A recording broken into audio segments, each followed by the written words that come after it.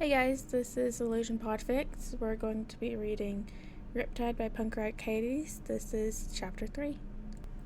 The innocuous little comm was going to be the end of him. Jason had been sitting at the kitchen table of his safe house, staring at it for, frankly, a ridiculous amount of time, as though it would give him the answers he sought if he just glared long enough. What the hell was Bruce's angle here? Why the hell would the Bat give the Red Hood a comm? Was it so they could pin down his crimes? Or come to help him when he was weakened enough to call for backup and cart him off to Arkham? But no, that didn't make any sense. Batman had every chance to do that when Jason was practically dead on his feet, and the world's most unforgiving vigilante had sent him to bed. It just was so confusing. And no matter how fiercely Jason glared at the comm, it refused to give him any answers. Jason was torn over what to do by the time he was suiting up to head for patrol, dawdling till the last minute. Take it or don't take it. Use it or reject the offer of help. Talk to his family or leave them behind. He took the stupid comm. He was several rooftops over when he tuned in, Dick's cheerful voice chiming through. "Sure you gave him the right comm, right, B?" "Yes, Nightwing," came Batman's exasperated reply. "I gave him the comm. Perhaps if you would exhibit some degree of patience—" "Aw, now you're asking for miracles, Batman," Robin teased. There was the sound of a pointed throat clearing, and then Oracle said, "Guys, Hood's comm is active." "Hood! Welcome!" Nightwing and Robin chimed in immediately, and Jason resisted the urge to awkwardly wave at people who couldn't fucking see him. Hey," he said lamely, wincing at how stilted the words sounded. Jason had never been more grateful for Dick's unflappable nature. "I'm glad you decided to take us up on our offer," Nightwing said brightly. Yeah, thanks," Jason responded, still feeling unbearably clumsy. "It's not something I was expecting." Nightwing's laugh chimed through the link. "After all the saves, I think it's the least we can do." "Yeah. Plus B was worried about you after last time," Robin chimed in. "He couldn't give you the whole no going out by yourself lecture, so he gave it to us instead." Jason would swear he could hear the kid rolling his eyes over the comm. He remembered that lecture, though, so he couldn't exactly blame Robin for his resentment over being subjected to it. It was annoying. Nightwing lowered his voice conspiratorially, as though that would keep Batman from hearing them across the shared comm link. "You don't know this yet, but Batman's actually a helicopter parent. He'll smother you if you let him." "I didn't realize that you considered my concern for basic safety to be smothering, Nightwing," Batman said dryly. "Hood, I'm glad you're feeling well enough to be out tonight. I trust you've gotten enough rest that you won't be a detriment out there." Jason didn't think he was imagining the threatening reproach in Bruce's voice, and it was enough to have him rolling his eyes. Yeah, I slept, old man," he responded, and Nightwing laughed. "Don't let his phrasing fool you. B's bad at expressing emotion, so he shows concern via criticism," the vigilante said fondly, and Jason bit down on the "I know" that wanted to slip out, the surrealness of the situation catching up to him. "Right," he said instead, short, succinct, and not at risk of showing how off-kilter he was feeling. "We're busting a drug ring in the Diamond District tonight if you want to help," Robin said brightly, undeterred. "Seems like something that would be up your alley," Nightwing added. Jason paused to let Batman chime in that it wasn't a good idea, to list all the reasons why they shouldn't be trusting the Red Hood for backup, but the man was silent. Jason could list all the reasons it wasn't a good idea. He had a reputation to uphold. The Bats had a reputation to uphold, and working with the unknown murderer would tarnish that. They had different ideologies, different beliefs in what the role of vigilante should be, different ways of fulfilling what they considered to be their duties. He can think of 100 ways this wasn't going to work off the top of his head. Batman said nothing, his silence loudly granting permission.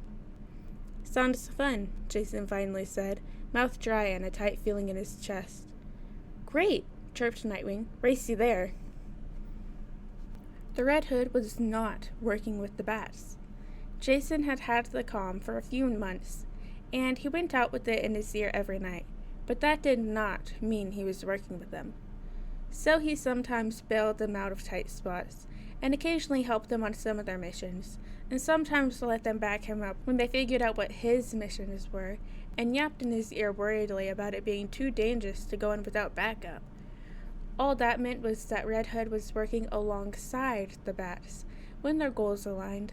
So Robin had started following him around like a duckling on snow nights, and chattering in his ear about how annoying Mrs. Heathridge, his math teacher, was. Jason silently agreed. He'd had Heathridge too, and knew what a stickler she was for that shit that didn't matter. So Nightwing, cuddle vampire that he was, had started tentatively slinging an arm around Hood's shoulder at the end of missions, like he was trying to feel out how receptive the other vigilante was to touch. So Oracle had started toddling on Hood to Batman when he'd been out too many days in a row, and was starting to run ragged. So Batman had then tracked him down and aimed the patented Batman glare of disapproval at Hood until he sullenly agreed to take a night off, while the bats patrolled his territory in his stead. All that meant was that Red Hood could get along with the bats to preserve the peace.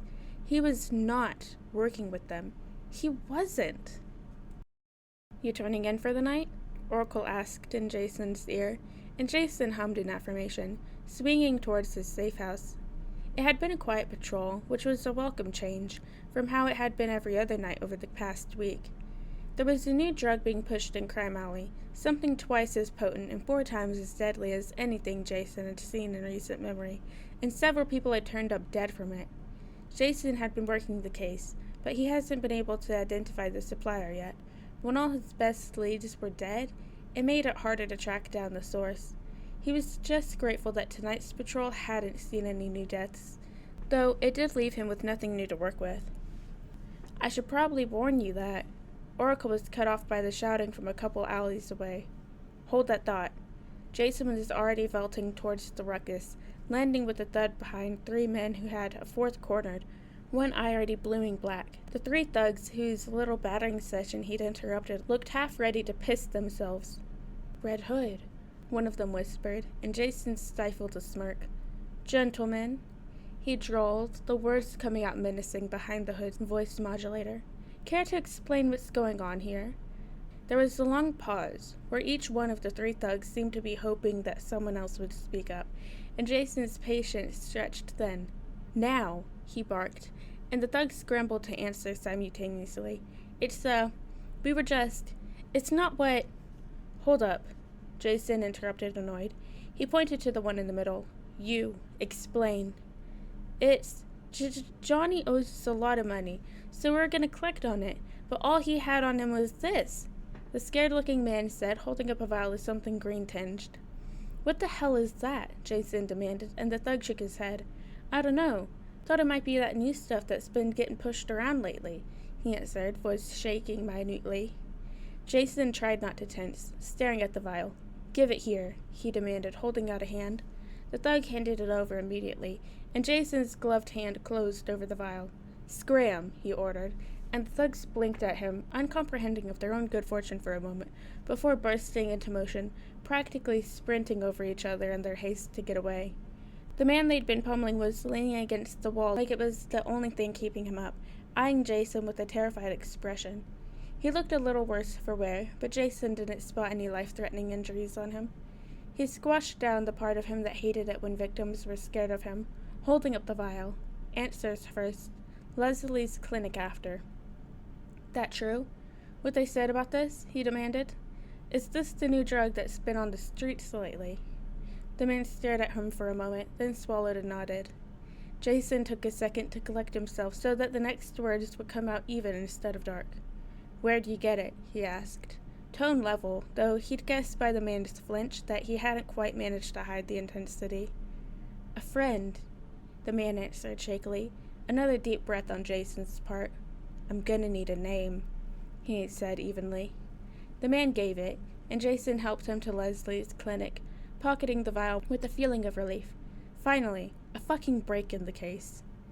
He'd just resumed the path to his safe house to do research on the new lead when Oracle piped up in his ear.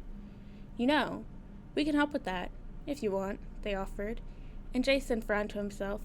Having bat resources would make the search go faster, but on the other hand, relying on the bat's help was what had gotten him in trouble in the first place around, and he shouldn't get too used to relying on their resources to solve his cases anyway.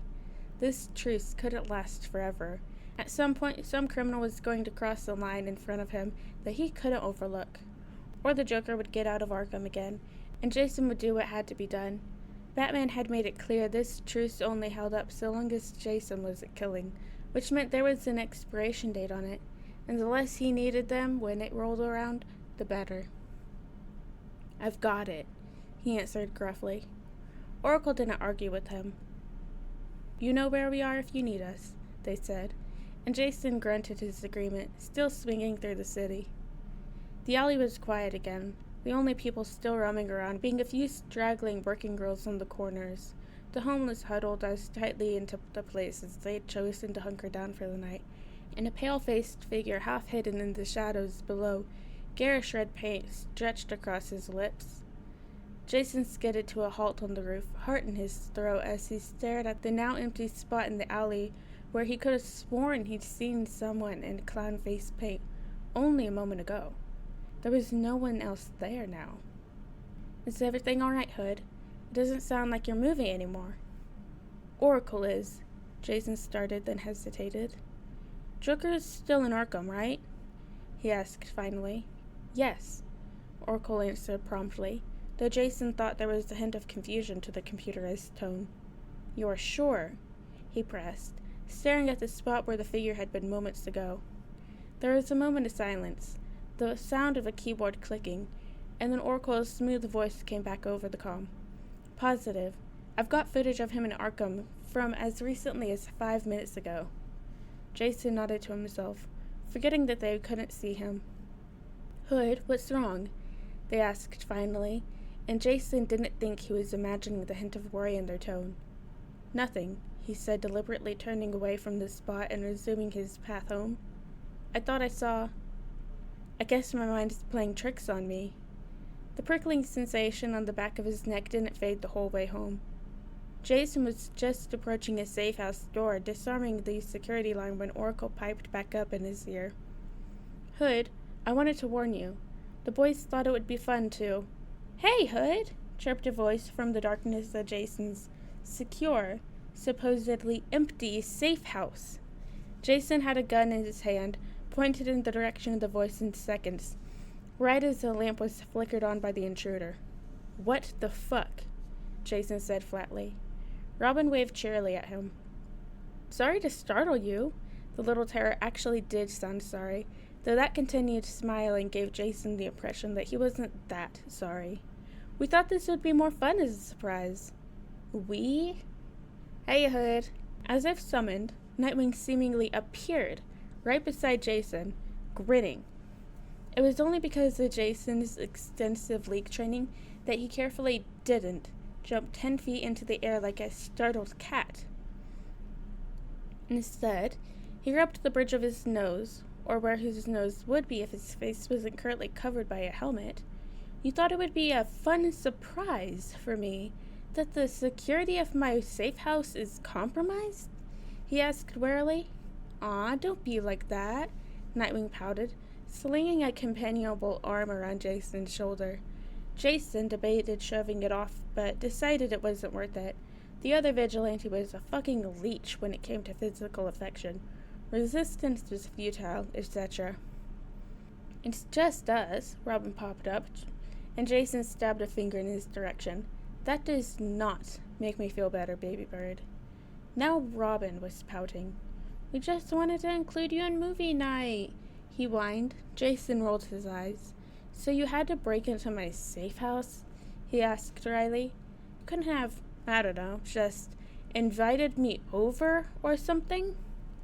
"This was way more fun," Nightwing said brightly, walking over to the worn couch and flopping down onto it, next to Robin. He ruffled Robin's hair, ignoring the baby birds yelping and batting at his hand.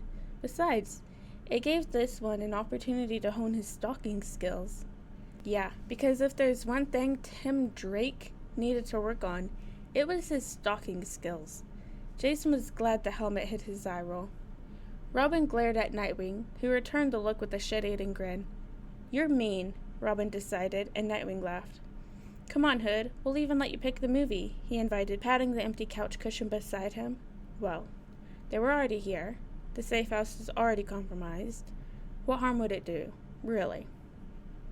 "Have you seen Pride and Prejudice and Zombies yet?" Jason asked, flopping down onto one of the chairs, missing the pain that spasmed through Nightwing's expression and Robin's half-hidden wince.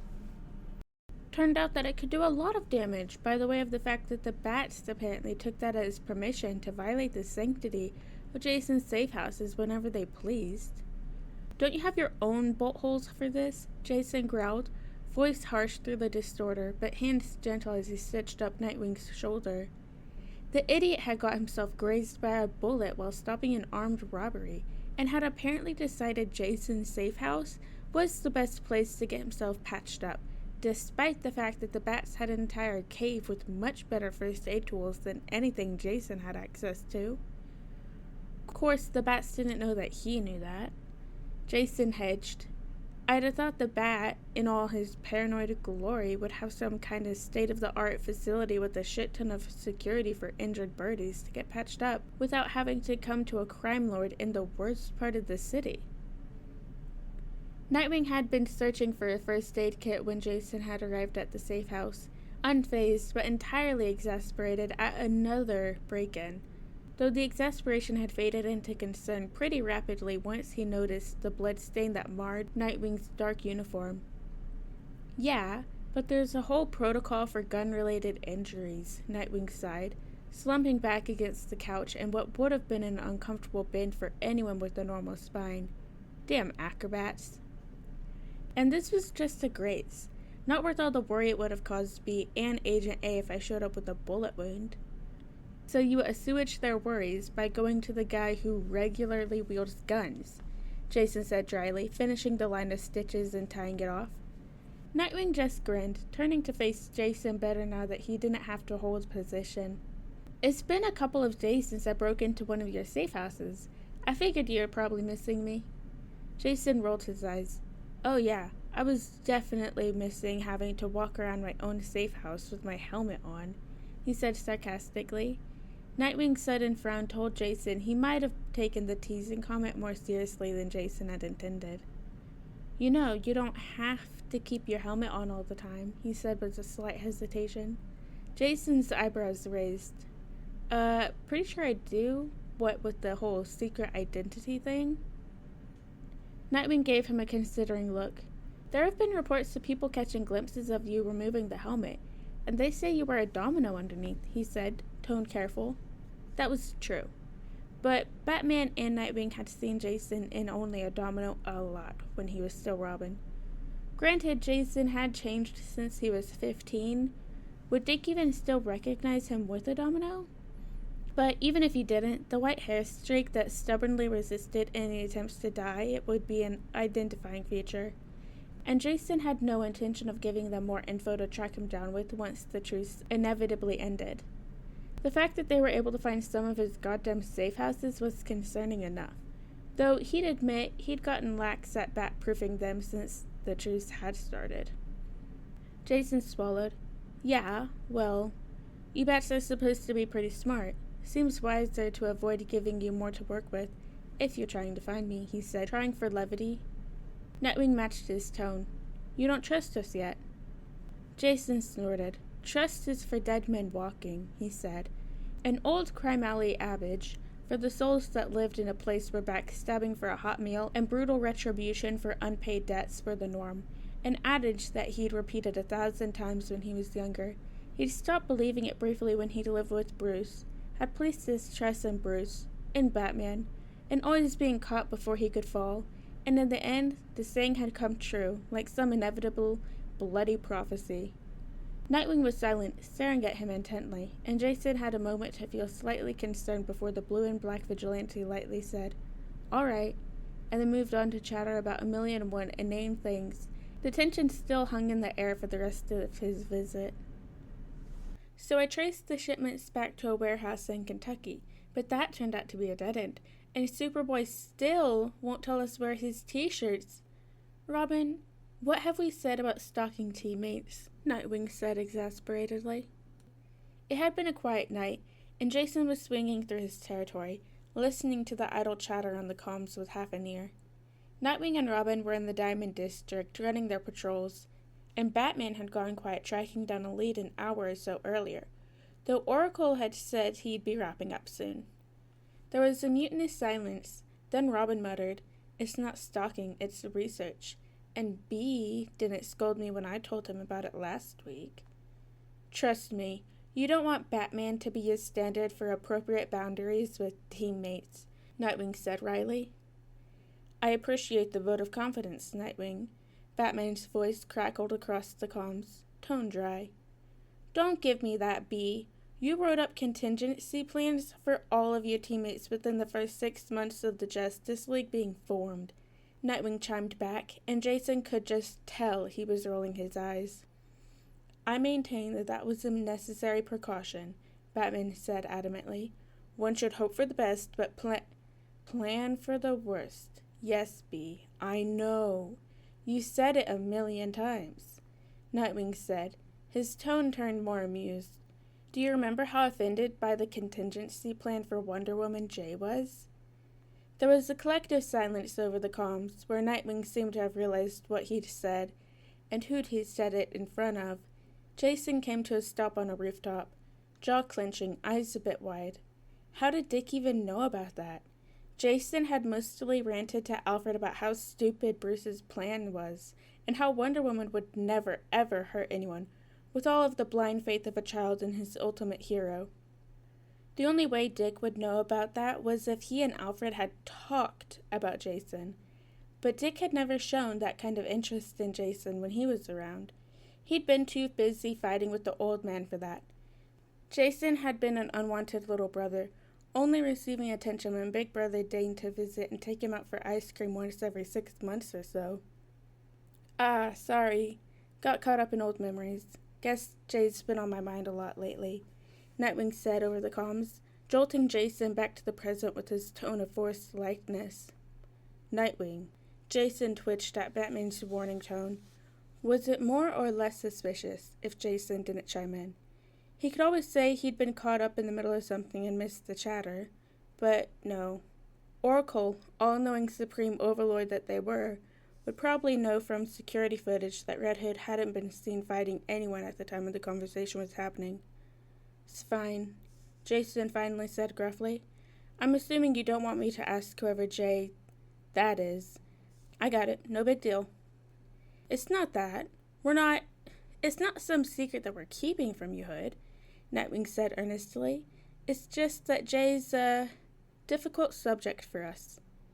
Ouch. He was a difficult subject, was he? It wasn't the first time Jason had been called difficult, and he doubted it would be the last.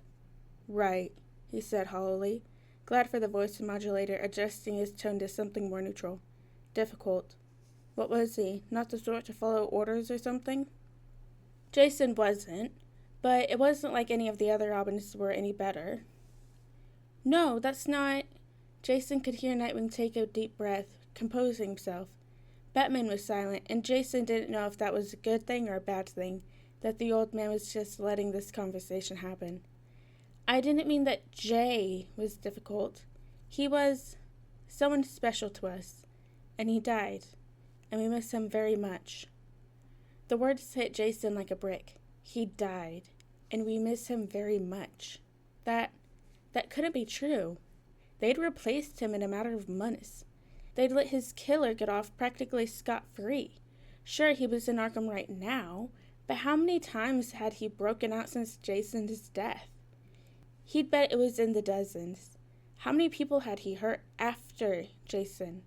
He'd bet it was in the hundreds. He died, and we miss him very much. There was a low noise on the other end of the comm, one that Jason knew heralded an argument. "He's not someone we talk about on the comms," Batman said pointedly, a scold meant for Nightwing. "If it were up to you, we'd never talk about him at all," Nightwing exclaimed, And that hurt, even though it shouldn't.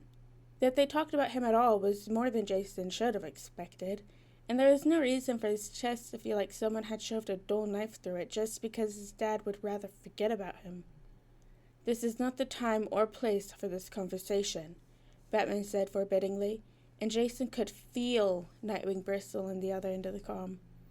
"Oh, I'm sorry that I couldn't be reminded of my dead brother at a more convenient time for you, B," Nightwing spat, the words sending Jason reeling. Brother?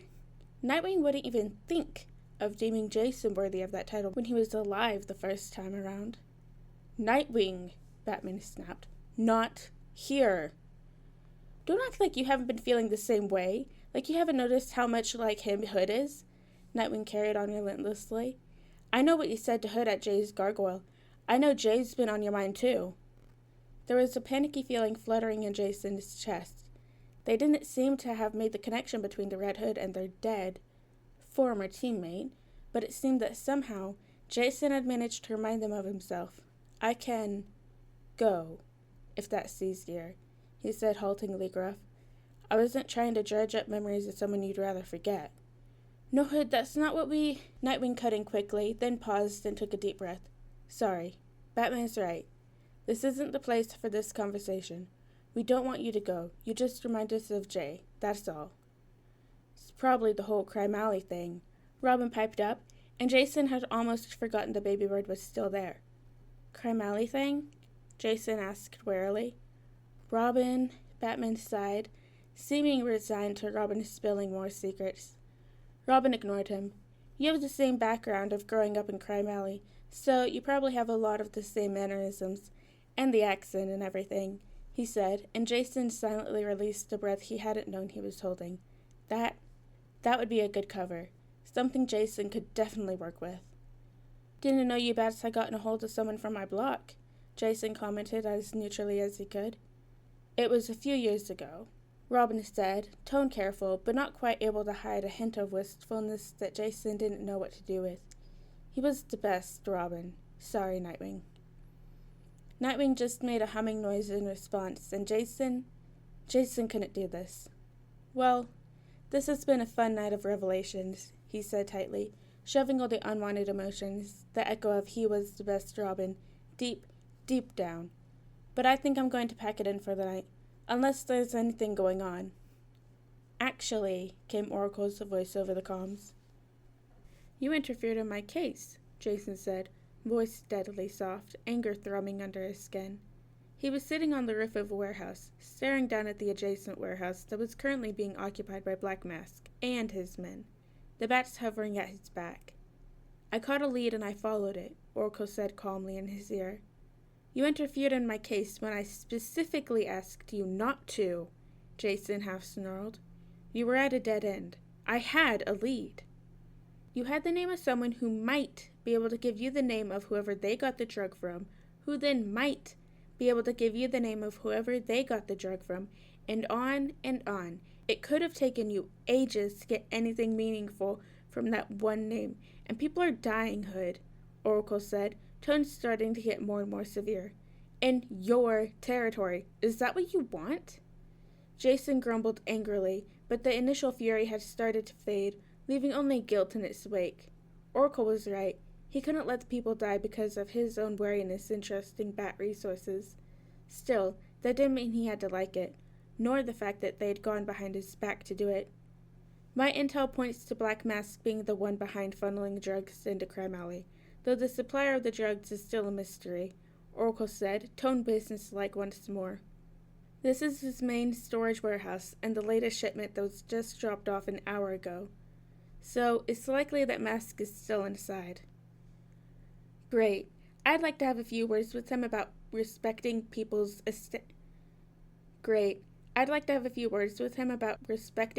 established fucking boundaries," Jason said darkly. "The alley was his. He'd made that much exquisitely clear." "Tell us what you need from us," Batman commanded, and Jason turned to face the three vigilantes snorting.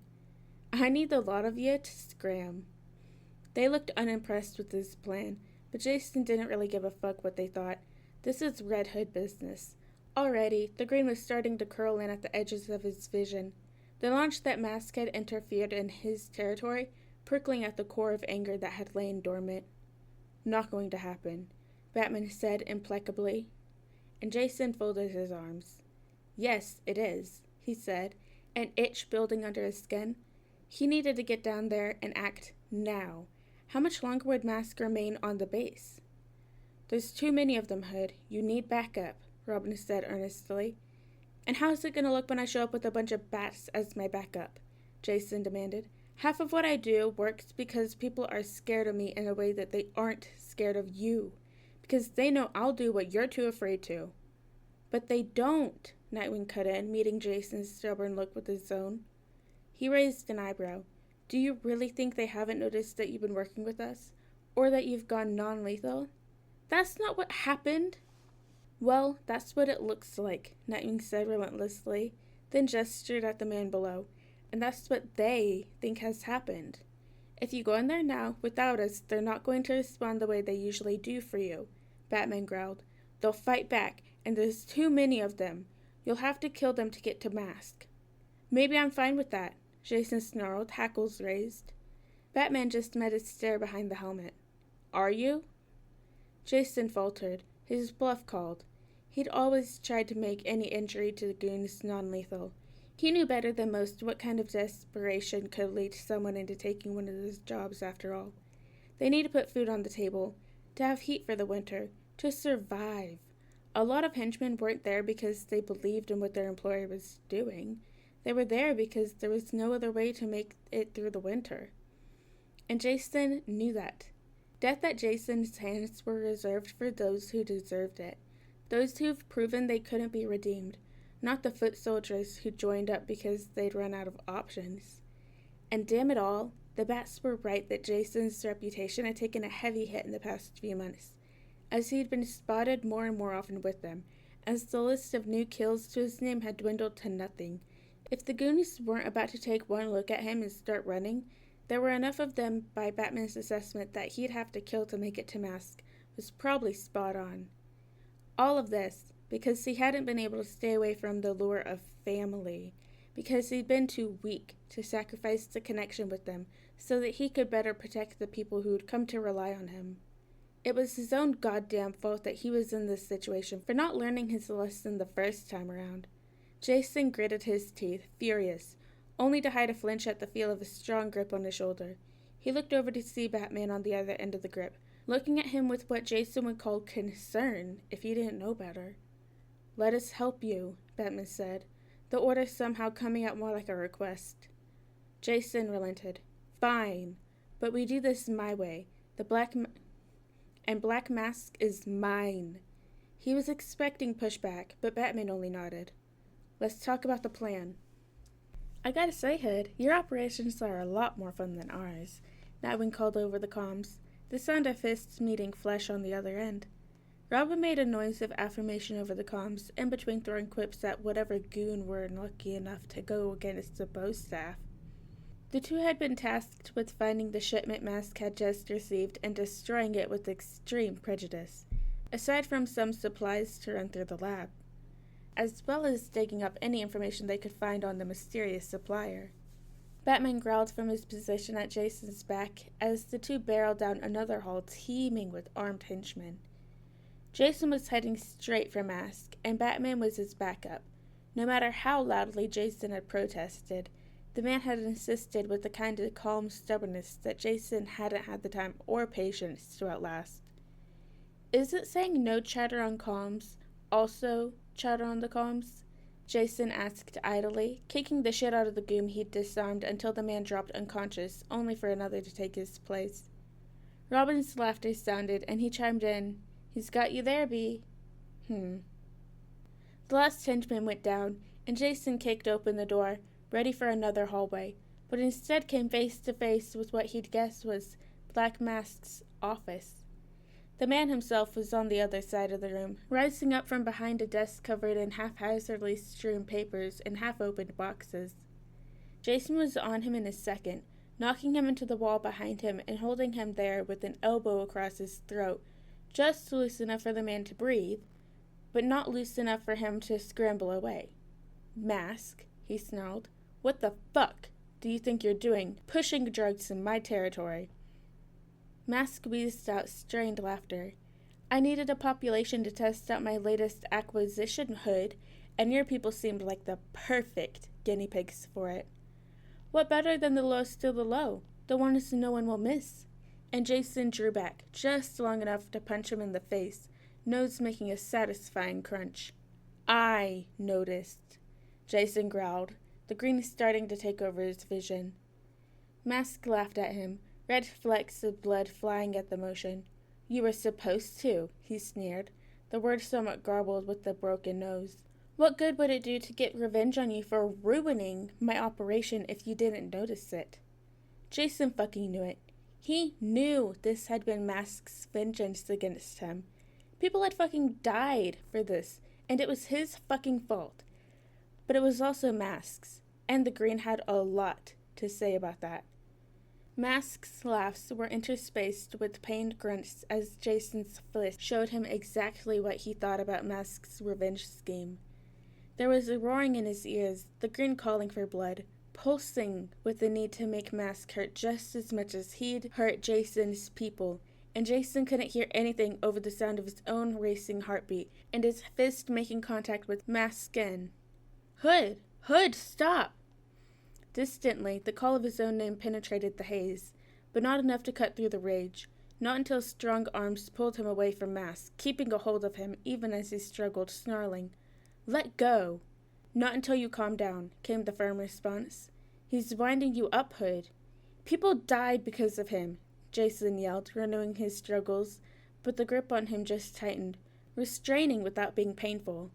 "I know." The response was sad but steely. "But you're better than this. You don't have to sink to his level." Jason laughed, the sound biting. "That ship sailed, old man," he sneered.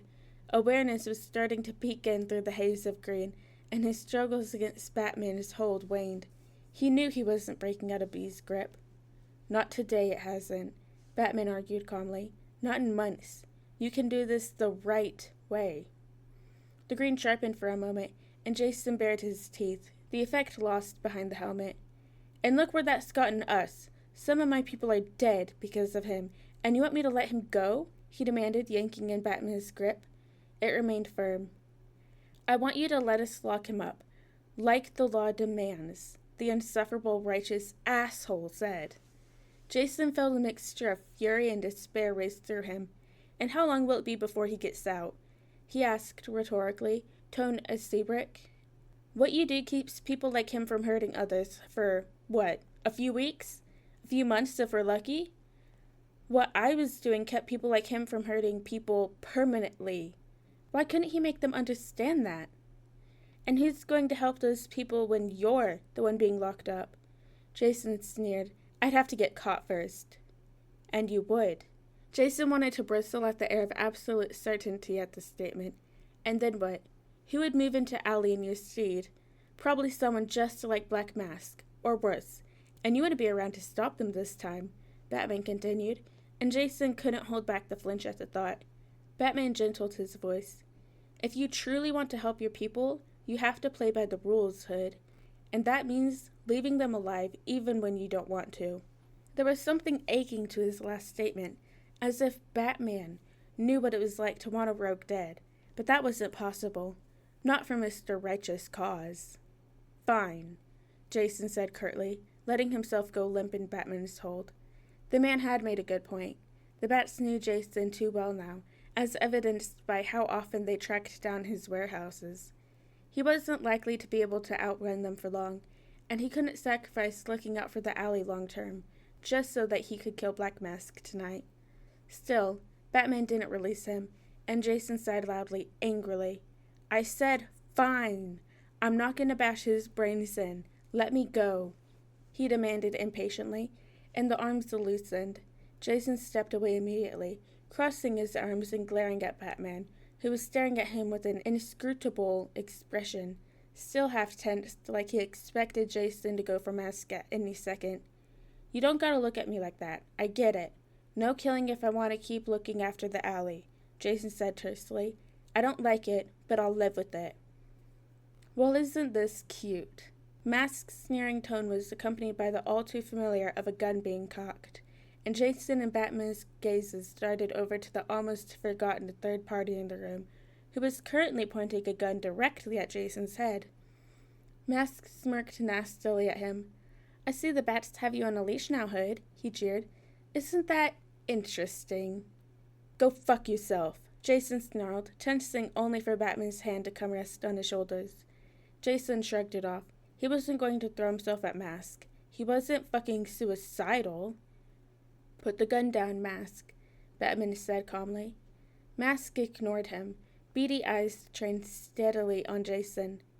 I don't think the Joker accounted for this in his little plan, he said. He said with a mean smirk, and everything in Jason went still.